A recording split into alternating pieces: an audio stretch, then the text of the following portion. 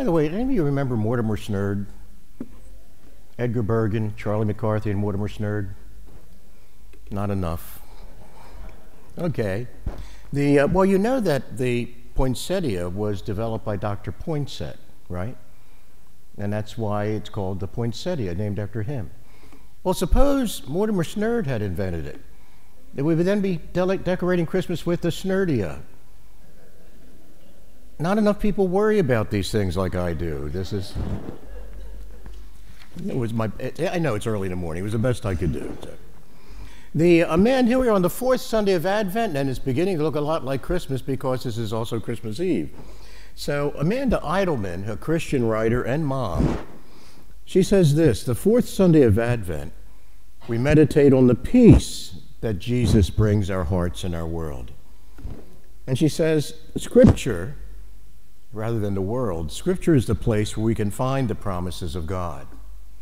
And she says, let us meditate on these truths and allow them to comfort our hearts this Advent season.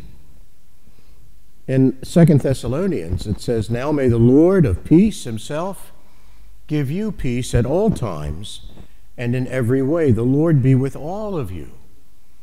And she wrote this, and I thought this was just perfect for where we are in the world. He says, this week, the fourth Sunday of Advent, the last theme is peace. We focus our hearts on the Lord of peace, who came down from heaven in the form of a baby. God knows that we are in a constant battle against fear. Fear wants to cripple us, to push us to react rather than carefully respond. And fear steals our joy. She says, God has given us the gift of peace, the peace that the world cannot give, so that we can live joy-filled lives.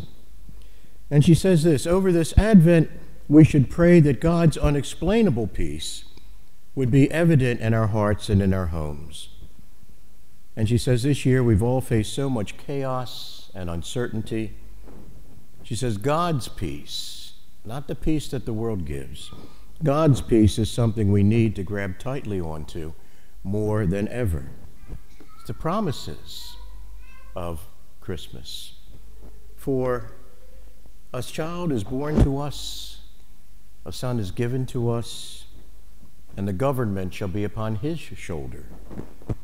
And his name shall be called Wonderful, Counselor, Mighty God, Everlasting Father, Prince of Peace.